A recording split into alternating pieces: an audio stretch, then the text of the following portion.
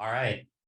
Thank you, everybody, for being here. And I hope that the concurring panel discussions were fruitful.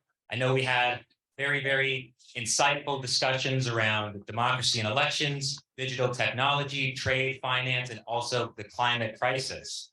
I'm so honored to be able to move into our ending youth plenary. But before we start our final session, I would like to bring to the podium and welcome Deputy Assistant Administrator for USAID's Africa Bureau, Tyler Beckleman, to the stage for some grounding remarks.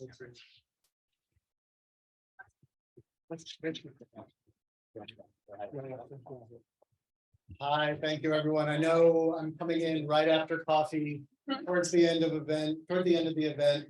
But I appreciate you bearing with me, and I really would just want to thank the Search for Common Ground team and everybody that participated today. This is a tremendous opportunity for us. It's a great opportunity to be able to address you all and to participate and hear some of the feedback in some of this event. We'll make sure that we're reflecting that in the types of things and programs that we're supporting across the continent moving forward. I'll be sort of very blunt at the outset. If you work in the U.S. government, you hear oftentimes about how we tend to talk about things that we're excited about in the future tense. We look forward to building a partnership with, or we have to harness the opportunities to do X, Y, and Z, or something like that. But make sort of no mistake, I think youth are shaping the continent right now, not in the future, right now, right?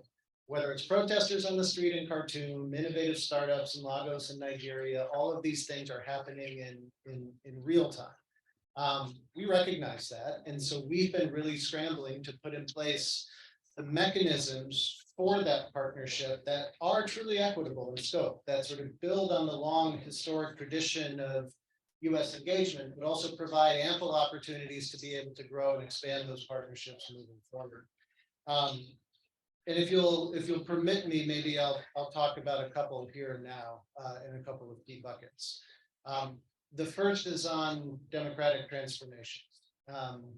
And there is a growing concern about democracies in retreat across the continent. But if you look at the hard data, Afrobarometer has all of it.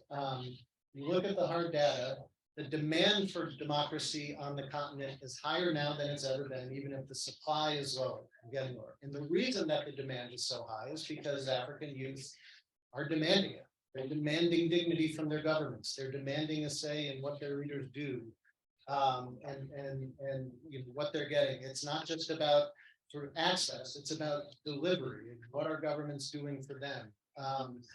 We want to continue to try and harness this as much as possible and support it as much as possible with direct support to youth organizations, opportunities for civic engagement, opening up of civic space, and setting the standard that democracy, is the best form of government. If African governments themselves are going to be able to capitalize on the trends that we're seeing around the continent. USAID in particular is on the forefront of this. We have increased our support for civil society organizations, good governance by 30% this fiscal year over previous fiscal years. And you'll see us, looking to develop more of those opportunities to expand and support genuine youth movements wherever they are, and to support those African youth calls for more dignity and say from the government. On the trade and investment front, you're going to see an entire day of the African Leaders Summit devoted to strengthening private sector connections and two-way trade investment on the continent. This is a recognition that aid is quite frankly, in many ways, still very relevant on a number of fronts, but is also not what Africans are demanding from the United States. They want two-way trade and development. I work for USAID, and I recognize that that's certainly the case. And we see it as our role as helping try and facilitate and empower as many of those opportunities as we can through things like the Prosper Africa Initiative, through our support to clean energy financing, through our support to climate adaptation. And these are the things that we're talking about, equipping African youth and organizations with the tools that they need to be able to chart this path themselves in the spirit of equity and the spirit of partnership, not in a spirit of donor recipient relations.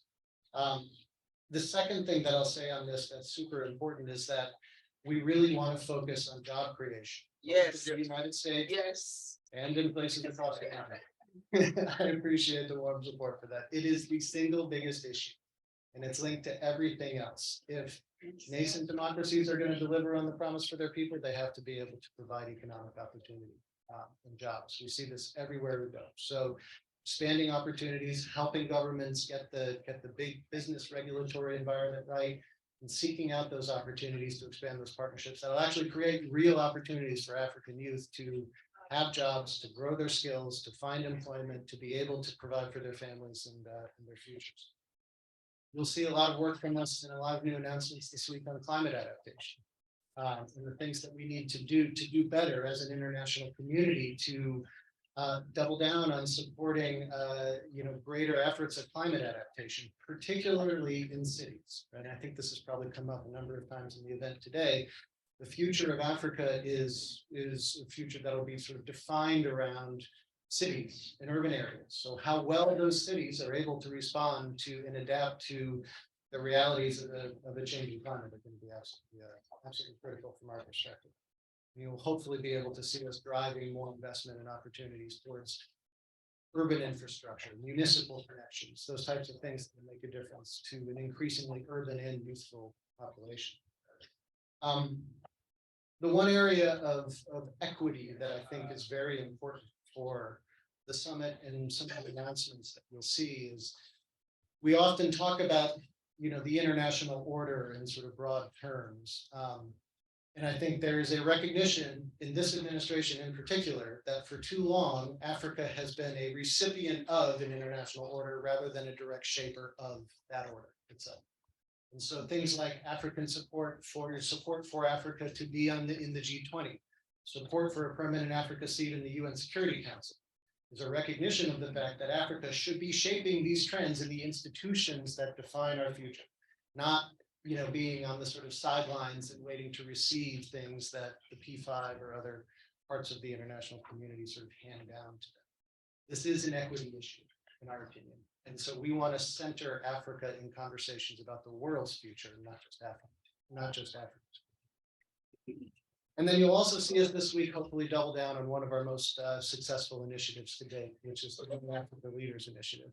This is something that I had the privilege to work on and help generate during the Obama administration.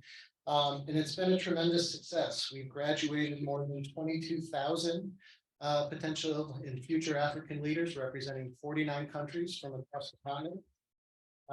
It's been a signature initiative. It was also the one thing that really got President Obama.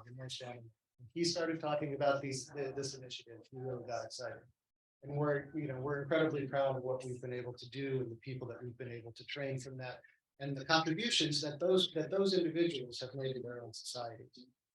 One of the most important trends of YALI is that more young women are applying for YALI training now than at every point in before. Right? In Ghana, for example, women participants made up 61% of the students during the virtual cohort. So that's something that again, yes, really appreciate. Thank you. We're also making an effort to do more recruitment for our YALI programs in LGBTQ+ communities to really focus on that equity and make sure that we're connecting to the widest segment possible of potential future leaders. But we always recognize that we need to do better.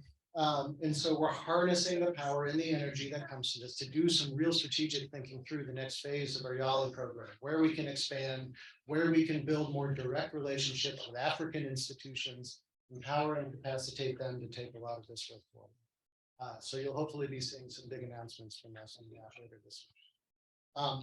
Throughout all of these engagements, I think it's really important as well to focus on the ways that we are really interested in building a true partnership. Again, not one that's based on sort of donor-recipient relationships, but seeing us develop our models and our engagement and our support to more directly support African youth and African institutions that are driving their economy. By USAID, we've made a big focus on what we call localization, something that's really responds around the world, but essentially what we're trying to do is to make it easier for USAID to directly support African institutions that are working on civic space issues, working on democracy and governance issues, working on economics and job creation. To streamline our back-end procedures so that we can be providing that support more directly to them and building their own capacity to take these. Ultimately, that's where we want to be headed in the long term. We'll continue to be, allies and advocates, and we're particularly grateful for forums like this. And I just urge all of you to keep us honest, keep pressing us to do better, keep opening those channels of dialogue and and finding and pushing us to find new ways to expand and to do things that would ultimately make a difference in the lives of African youth going forward. So we will be your partner and your ally, and we look forward to a lot more work to come. Thank you.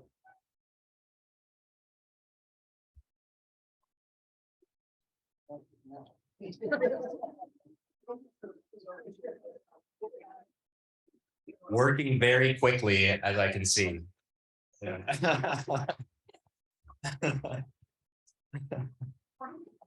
Oh, wow. All righty. Well, thank you, Tyler, Deputy Administrator, Assistant Administrator, for those kind words. Detailing those trends that we're seeing across the continent and the impact that USAID is having in terms of development, in terms of education, and engagement as well.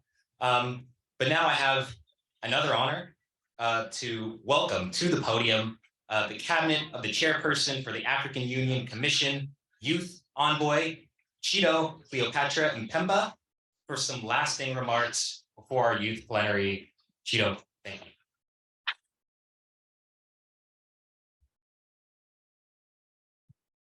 you. Thank you very much. It's such an honor to be here, especially in a room with young people. I get so excited everywhere I go when I see so many young people. And I think I'll just speak from a perspective of what are the expectations that I have from this summit. But when I address that question, I'm just not talking about what I expect. I'm talking about what the African youth expect. Because when I got appointed into the Chairperson's cabinet, is to ensure that I fully represent the youth constituency, be it in Africa or within the diaspora. And I just want to say, unfortunately, it's just walked out, but I'm actually myself a Mandela Washington Fellow from a 2016 alumna through the Young African Leadership Initiative. And through there, I learned so many skills to become the leader that I am today. And it wouldn't have been if we'd not been enabled, being an enabling environment to get to where we are today. Now, just to give you a brief history, I like to do this because I realize that with so many stuff that we're doing within the African Union, but at times the information does not go out. So it's always good to give a bit of history. And that history will lead to what we're expecting from the summit. So within, I'll say 4 years ago, the African Union Chairperson made a decision to ensure that we now have more young people within the African Union leadership structures. And through that, a decision was made by our head of states that they'll create a position for a young person to join the Chairperson's cabinet within the role of a special envoy on youth. And the idea of this was to ensure that we fully advocate for young people on that decision-making table. So when the head of states meet, to ensure that when I'm there, I'm fully talking about what young people want, what young people are facing, and what we see as the future for Africa, envisioned in Agenda 2063. We also have the African Union Youth Charter, again, a policy that was adopted by our head of states. And this policy and this document is what's used by our 55 member states when it comes to how they fully embed national action plans, strategies related to young people. Again, with that African Union Youth Charter, which was adopted by our member states, so far we have 16 member states that are yet to ratify it. And we're also advocating for the 16 member states that are yet to ratify the Youth Charter to do so. Now, having said that, you can just imagine, because we have the largest demographic in Africa being the youth. And everywhere we go, we hear this, about this demographic. But what can we actually do beyond the numbers? When we look at Agenda 2063 Aspiration 6, it talks about an Africa whose development shall rely on the potential of its people, especially its youth. And that's why we're here today, because we're going beyond the numbers. We have the potential, and that potential to ensure that we develop Africa, that potential that also looks into international integration and cooperation, which is very important, that we're fully represented again on the global platforms, such as what we're seeing with the US-Africa Summit that is upcoming. Unfortunately, my apologies, I did not manage to catch the beginning of the sessions, but in the middle, when I caught on in terms of what was being discussed, we've seen that there's a lot, that we can, as young people, contribute to, be it in technology, be it in youth peace and security, and also just acknowledge my colleagues, the youth peace ambassadors that are doing an amazing job across the continent within their respective regions, and be it on trade. But what we want to see actually is less speeches and more concrete action. Because truth be told, this is not the first summit. Truth be told, there have been million summits this year. I've attended so many summits this year. And the thing is, how do we actually move from speaking to the actual concrete actions? Because we can come here and we can speak, we can have the recommendations, but where are they going to? What's the change that we actually want to see? And how are we going to measure that change is actually more important too. So really my expectations, speaking on behalf of our African youth, is less speeches and more concrete action. Tomorrow we have the Youth Forum. And if I tell you, if you just see my inbox right now, the questions young people are asking is, where are the young people speaking on that Youth Forum? Yeah. Because we only see the older generation speaking on that forum. Okay, we understand that, we need to co-design, we need to do co-leadership, intergenerational dialogue is very important. It is, right? But where are the youth voices themselves? Because the young people are the ones that are experiencing the challenges on the ground. This larger demographic we're talking about is experiencing a lot. When I got into my office, I went on a 60 days youth engagement talk. And the reason for that is I realized that we actually need to do a lot of listening to what young people have to say, what young people are facing, and what young people want for the future. Not to prescribe, but to actually get to listen to what they're saying. And part of that model for the 60 days youth engagement talk looked at youth empowerment, where I'll go into various countries, visit various countries, and we hold youth town halls. This was based on a survey. Initially, I got into office, I had a survey to ask young people, what exactly do they want me to represent them in the cabinet, as well as within my mandate and in the head of states assemblies, then the African Union. From there, I said, you know what, this is not enough. I actually need to engage on the ground with young people. And my team and I started visiting various countries in Africa, even in the diaspora. In June, we had our first listening talk here in Washington, DC, with youth in the diaspora, just to say, how can we make sure you're fully integrated? Because the African Union, at the end of the day, we are there to execute on behalf of all 55 member states of the countries that are there, but also within my role to advocate for our young people. And the second model of that listening talk focus on community engagement. Reason being, I'll also go back to what my fellow colleague indicated. Not everyone has access to technology. Not everyone has access to these opportunities and these platforms. Therefore, it was important that I really went down to the communities. I visited rural marginalized communities, speaking to young girls that are victims of gender-based violence, early teenage pregnancy, and that are also now trying to make a living, forming cooperatives. Again, also to learn, because there's so much that's going on in these communities where they've had to be creative and innovative within their respective communities, but they're actually doing a lot, And then from there, move to the political and policy engagements. We'll go and I'll sit down with the policymakers themselves, and some with the head of states who say, listen, I've been to your country, and this is what young people are saying. This is what we'd like to see as a change. Again, can you also make a commitment, a political commitment, that when we go back to the AU assemblies, that indeed, when you're now speaking amongst yourselves as well as head of states, that indeed there'll be something related to youth that you're going to commit to. Because the commitments are also very important. The assembly decisions and the commitments are very important. And having said that, I'll go back to say our expectations really are less speaking and more concrete action. I have a speech here, but I decided not to read it because I felt like as young people, I need to also make sure that I fully represent them and what they are saying in my inbox as well, that less speeches and more concrete action.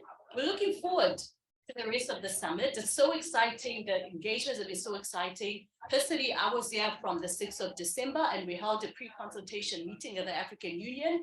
And also, it was such a great moment just to hear young people so excited, the youth in the diaspora and youth that have come from across Africa that also came on the 6th. Just talking about what do they envision for the Africa that we want, that is also going to be, partnering on the global stage. And again, we're talking about relational partnerships, not transactional partnerships. Let us meet to what the African youth need. This goes out to our leaders, this goes out to the global community. And I'm sure that with the innovation and everything that young people have to bring to the table, indeed, it's going to be successful. Thank you.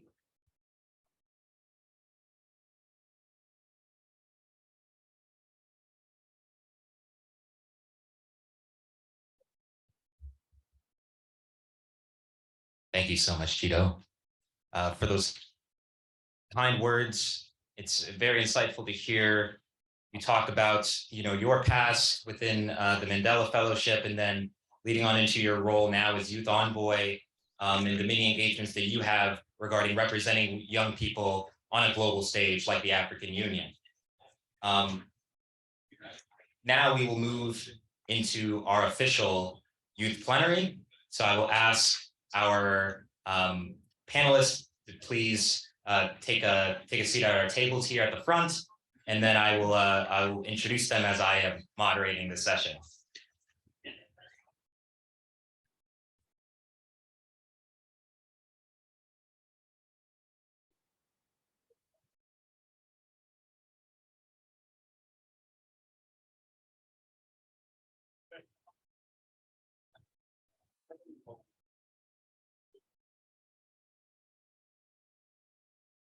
Dr. Gukurume, can you hear us? Could you come on camera? Yes, yes, I can hear you. Great. Thank you for being with us. And I'll go into our panelists' bios to introduce who we have sitting with us today.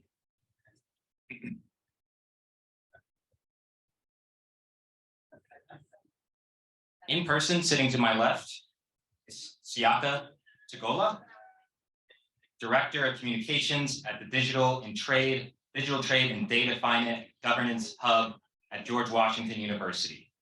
Siaka's scholarly work examined the Chinese digital Silk Road investments in Africa and their effect on economies and human rights. Online, we're joined by Dr. Simbarashe Gukurume. Dr. Gukurume is a scholar and a researcher on the sociology of youth. His scholarship has earned him many fellowships and research awards. Unfortunately, we had a few other panelists scheduled for this panel, but due to some conflicting events, they were not able to join us, and has certainly skewed our gender imbalance at the front of the panel a little bit. So, but maybe if I can first jump right into our questioning. Today, we've heard a lot about youth empowerment, in ways of democracy, involving youth in the elections, involving youth in talks around digital finance, digital trade, digital communications, but also the role that they play in climate change, and the role that they take within democracy itself. Moving to Dr. Gukurume, we often hear about the need to empower the youth in becoming the leaders of tomorrow. I often don't like to use that phrase, leaders of tomorrow, because there's certainly ways for the youth to become leaders of today.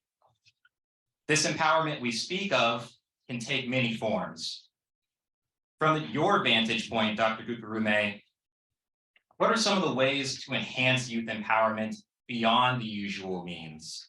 Because we often hear about youth empowerment, but without a clear definition.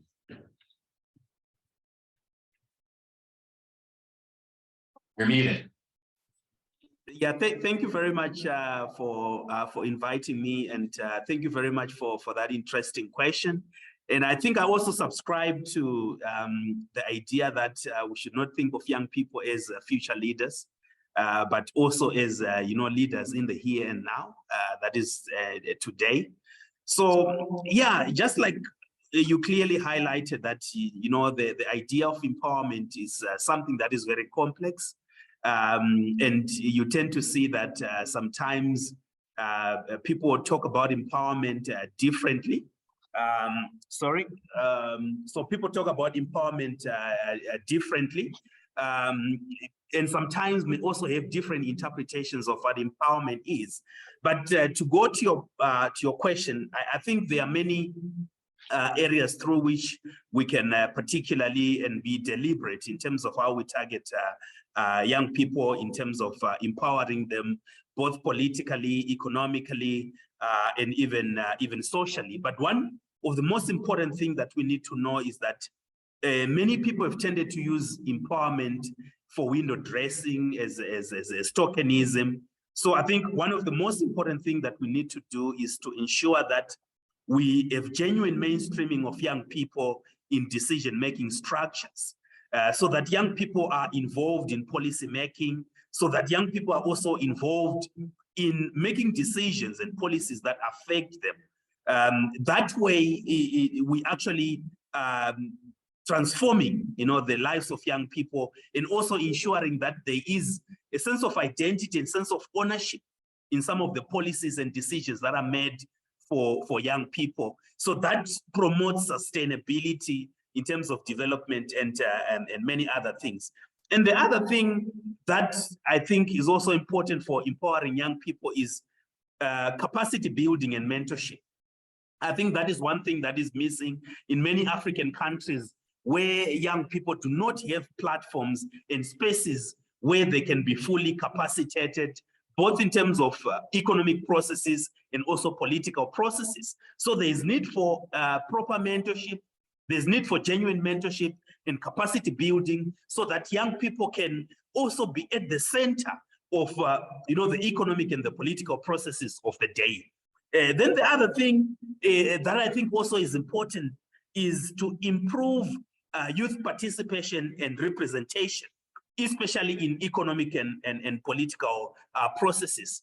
Often we have like situations whereby policies and decisions are made for young people without necessarily involving those young people who are supposed to be intended beneficiaries of whatever decisions and policies that are made to empower them. There's that statement which I've heard many people saying that, when you are making decisions without young people, then those decisions are not for young people. So decisions that are meant for young people also have to involve the young people that are supposed to benefit from such decisions and policies. So that is something that is also important. And I think there's also need for finance. Many young people have got ideas, very brilliant ideas. Many young people have got projects, some of them which are actually transformative, which may improve the lives of young people and also even employ other young people. But many of these young people lack proper support in terms of financial support. So I think that is also one thing that is important for properly empowering young people. Thank you, Dr. Gukurume. And I share in your thoughts around identifying and building up ownership within African youth across the continent. I think improving our representation here across the institutions that we have within the US and around the world is extremely important. Even as we've kind of formulated this event, the amount of people that have reached out to me to be a part of this event, the amount of young people, youth groups, is very inspiring. What is not inspiring is our visa process, though. I think in many ways that we need to improve this to be able to help and to embolden youth groups around the continent. So many people reached out to me wanting to be here in this room today. And I know many of them are watching me say this online, and we wish you were here with us. But the visa process does not lend to an equitable field for young people, especially those coming from Africa. Yeah. But moving on to empowerment and what Dr. Gukurume was just saying around digital finance, maybe I can bring Siaka into this conversation as well. Digital finance is giving an avenue for investment and interaction that was previously not possible. And for the online space, communications are connecting people in stronger ways than ever before. We've seen ways that Facebook, Twitter, the digital finance tools that are being used are enhancing livelihoods, investment in areas that we genuinely have not seen before. What areas of digital communication and trade do you think have been the most tangible to young people across the continent? Thank you very much for having me here. And again, it's a pleasure to be on this panel. I think talking about digital trade and digital communication, what avenues have not been, most tangible to young people is the right question here. As you well know, Africa has an enormous youth population, and we're separated by distance, by language and dialects. So it seems unsurmountable at times. I'm going to ground this answer here, my answer in, how to bring people together, the youth together in Africa. And I think everyone in Africa agrees that economic development is the way to bring us together, despite the languages, the distance, and so forth.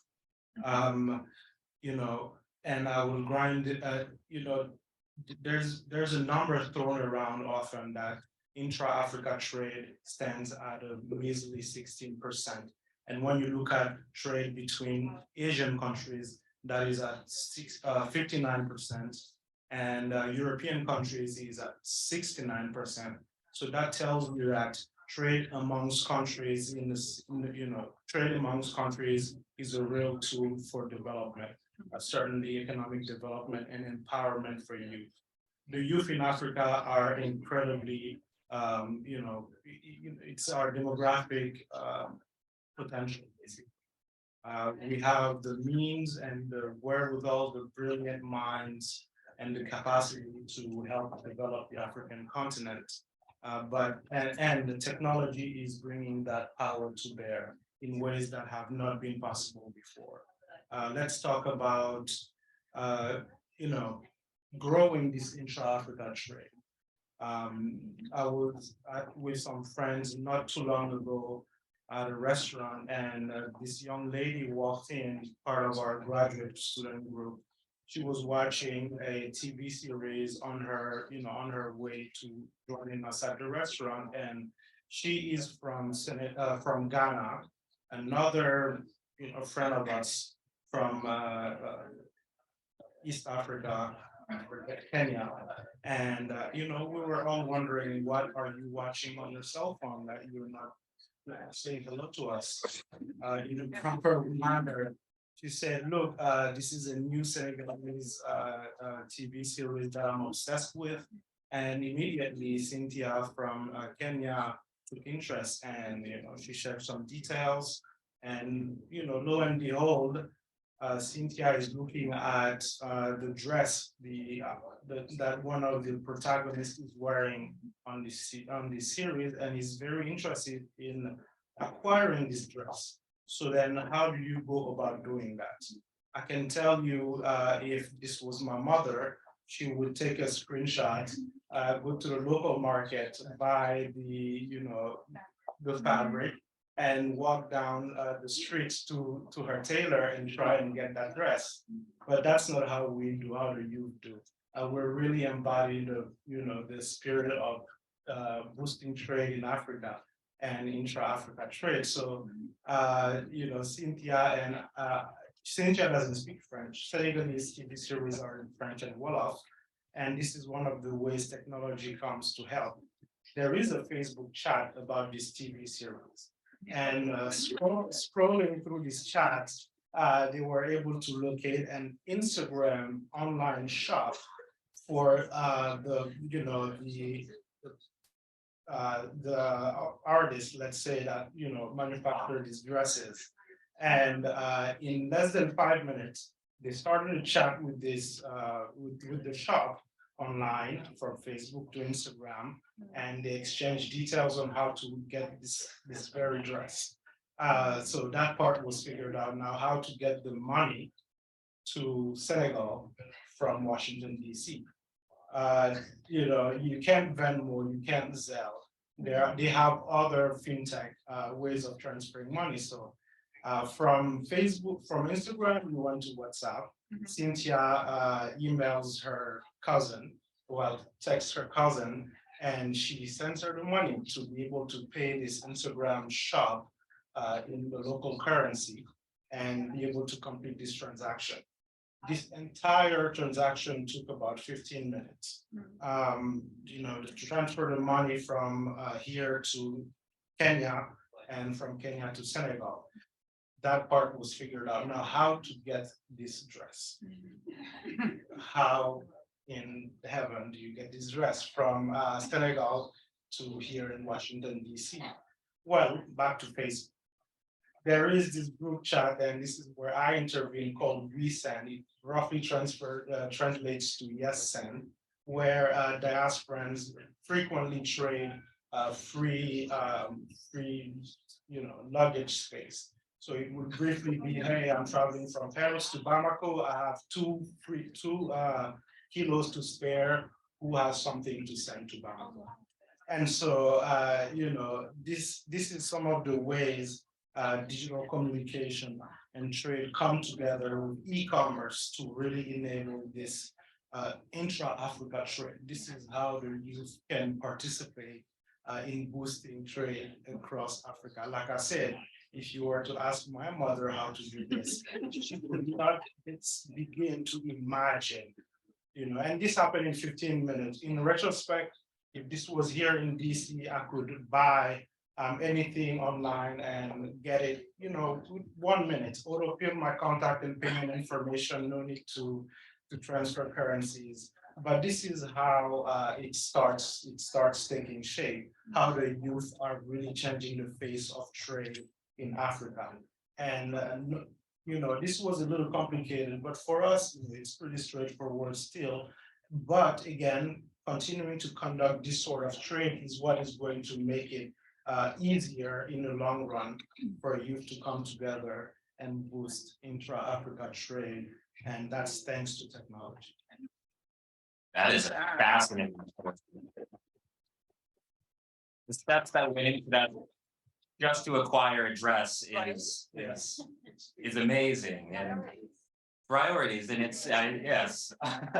And it also speaks to the barriers that are in place whenever it comes to digital financing, the global economy, for people to see something that they're interested in, but that barrier between oceans makes things even more difficult. And I thank you for bringing that real world example to us, because I think it speaks to kind of the shifting tone that we're lending to whenever it comes to how youth are playing into changing the game within finance. Yes, and trade. And again, this is all in recognition. E-commerce is still hampered by traditional barriers such as restriction on logistical challenges, limited access to internet, the digital divide, and really access and data governance in general. But yet and still, this is what we see happening all across Africa. And again, these people speak different languages, they use different currencies, the distance is enormous, but yet and still, we're persisting and really wanting to trade amongst ourselves. So taking that 16% number to even 30% would double, doubling that number will help us tremendously. For sure, and I can't knock the hustle. from being able to do all of that. And maybe I can turn now to Dr. Gukurume. You know, within your scholarship, you've written about youth groups, youth mobilization. How do you view the role of international actors in advancing the cause and conditions of young people across the continent of Africa? I speak in particular to, let's say, the End SARS movement that happened about 2 years ago. That was a largely youth-led movement that was met with some immense violence. And so it's interesting how we, within the US, the EU, and international donors are interacting with the ways young people are living within their countries. Could you detail a little bit more into how you view the role of international actors within this space? Yeah, thank you very much for that important question. Yeah, I think we are becoming more and more integrated, like my colleague has highlighted, because of technology. We are in the fourth industrial revolution, and I think you can see a lot of young people appropriating this technology for their own benefit, and for them also to express themselves, because some of the spaces that they are supposed to be using to express themselves sometimes may be very closed. So if you look at the international actors, you could speak of the non-governmental organizations and other organizations. Some of them have actually played a very important role in the empowerment of young people, improving the lives and livelihoods of young people in many spaces. Sometimes even conscientizing them about their rights, even electoral processes. There are a lot of organizations, international organizations, that have played a very central role to ensure that young people are not only participating in electoral processes as foot soldiers who are campaigning for, you know, the old political elites, but they are also involved, you know, as candidates, which I think is something that is extremely important. If you look at technology, for instance, you talked about the End SARS movement in Nigeria, where a lot of young people mobilized, you know, for political voice, sometimes even for political action, for policy changes through social media. That is also the same even in Southern Africa. I think you may have heard about the Roads Must Fall movement, the Fees Must Fall movement. In the US, you can also talk of the Black Lives Matter. A lot of these movements were actually championed by young people through using social media and other digital technologies, which enabled them to galvanize their interests, to mobilize themselves for them to you know, make sure that their voices are heard by the political elites, which I think is something that is quite fundamental. And you could see even some of the organizations sometimes sympathizing and empathizing with young people who are disenfranchised in both political and economic processes in many African countries. So I would say there are a number of international actors that have played an important role in transforming the lives of young people. You can think of even startups that many young people are engaging in, fintech. I think my colleague has been talking about fintech. If you look at Kenya, Zimbabwe, for instance, you have quite a number of youth players that are very much involved in fintech.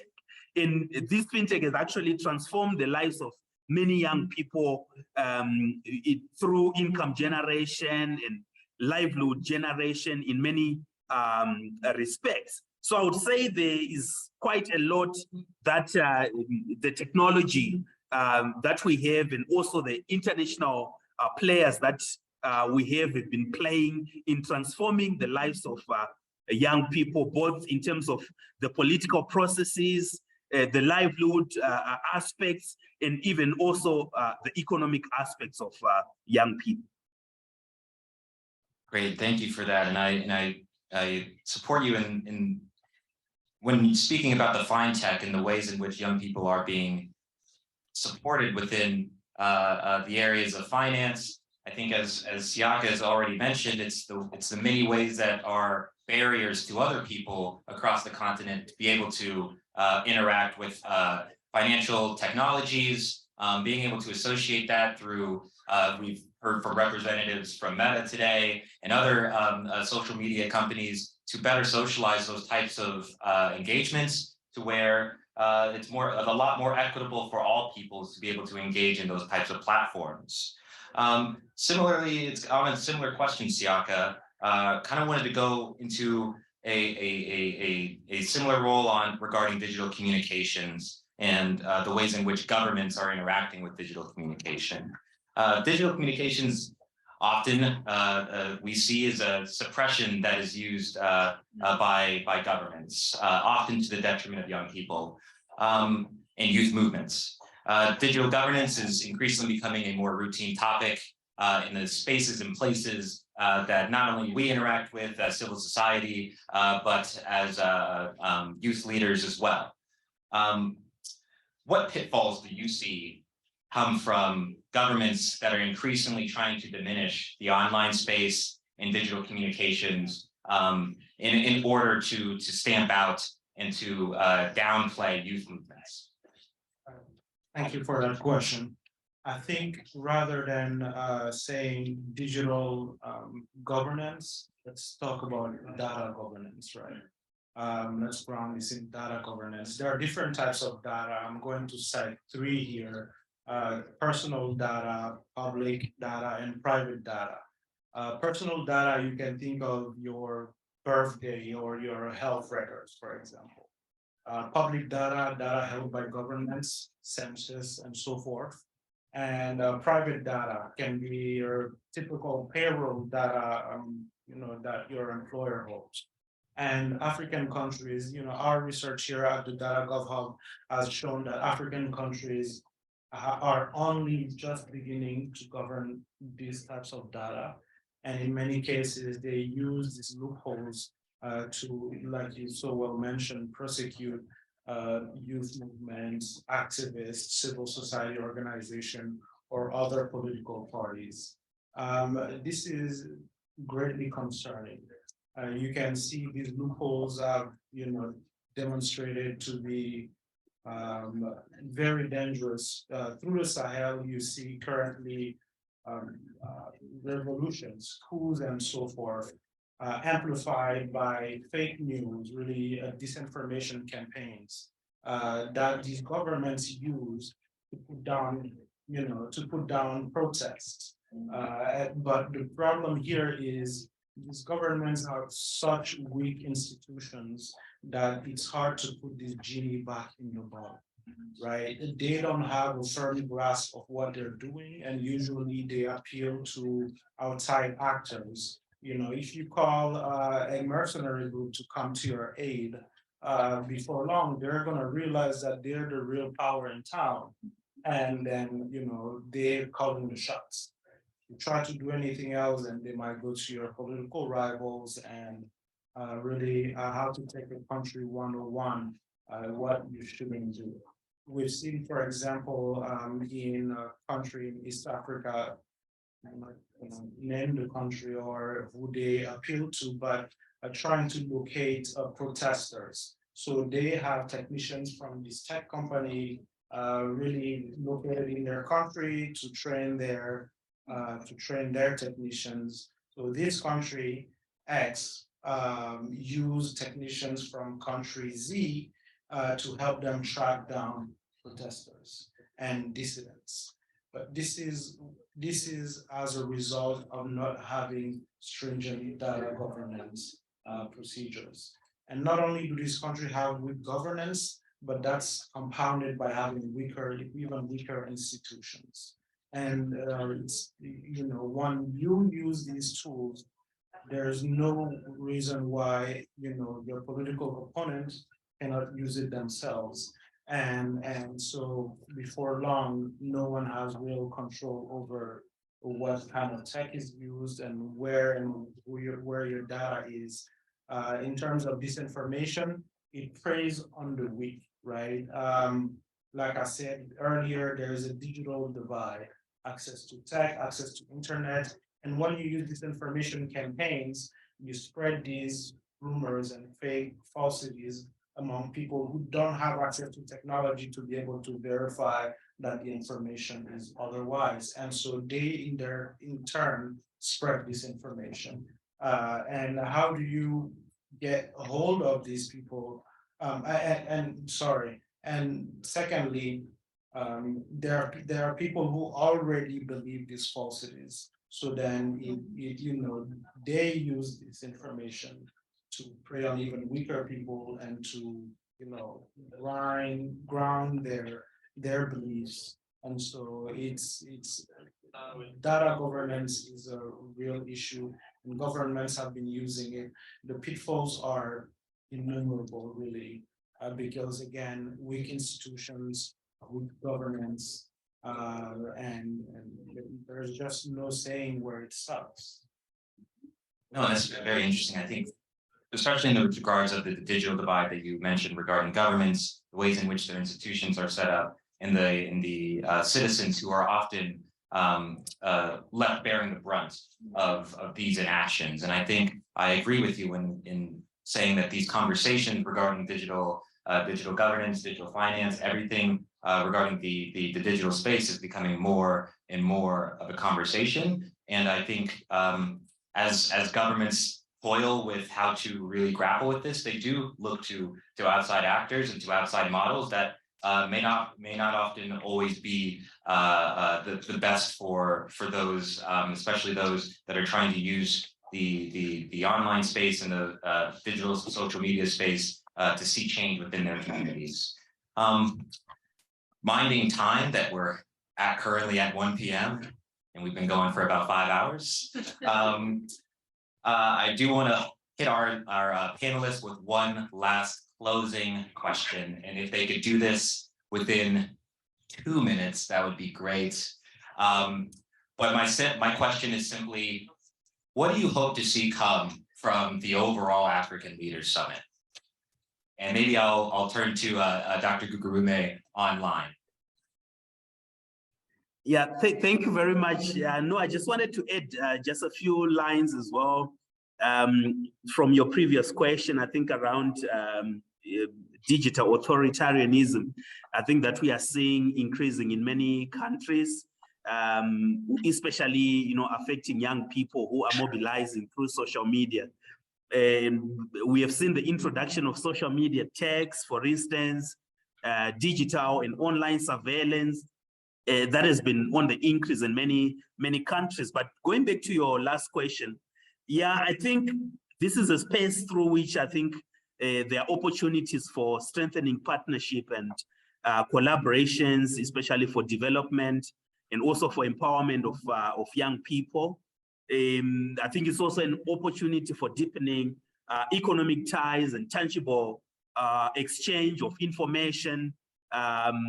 So these are some of the things that I think I would probably be expecting to see. And maybe just to echo what some of my colleagues have highlighted, that I think it's high time that we should move from just being talking to really move the talk into something that is tangible, something that is transformative, especially for young people. So I think this is an important space for us to really walk the talk, especially on issues of youth empowerment, because especially within the African continent, we have a youthful continent, and the majority of the young people are disenfranchised.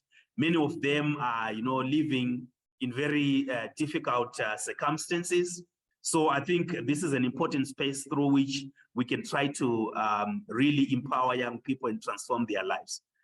Thank you very much. And maybe I can pass it now to Siaka for your closing remarks. Yes, thank you. What I'd like to see coming out of this summit, and the Assistant Deputy Secretary mentioned that, is the Biden administration throwing its weight behind the African Union having a permanent seat at the G20, and why not the G7? That's where the real decisions are made, and those decisions affect the youth in Africa. And lastly, Africa being more than an afterthought. We need to work with Africa, not only when you need their vote at the UN to condemn Russia's action in Africa, in Ukraine, but or when you see these other actors moving to Africa like China to counter, but we need real and permanent partnership and cooperation. Wow. Thank you all. That concludes our youth plenary and concludes our overall event. I want to thank you all for being here in person. I want to thank all of those watching online throughout the different sessions of today. And I'd like to thank all of our moderators, all of our panelists, and all of our partners, SSRC, the Social Science Research Council, the United States Institute for Peace, also George Washington University, the Institute of African Studies, for allowing us to be in this room today and to have these quaint discussions. So thank you all. All of our streamed and panels will be uploaded to YouTube. Just watch out for those as we kind of release those through our social medias. But that is it for us, and thank you.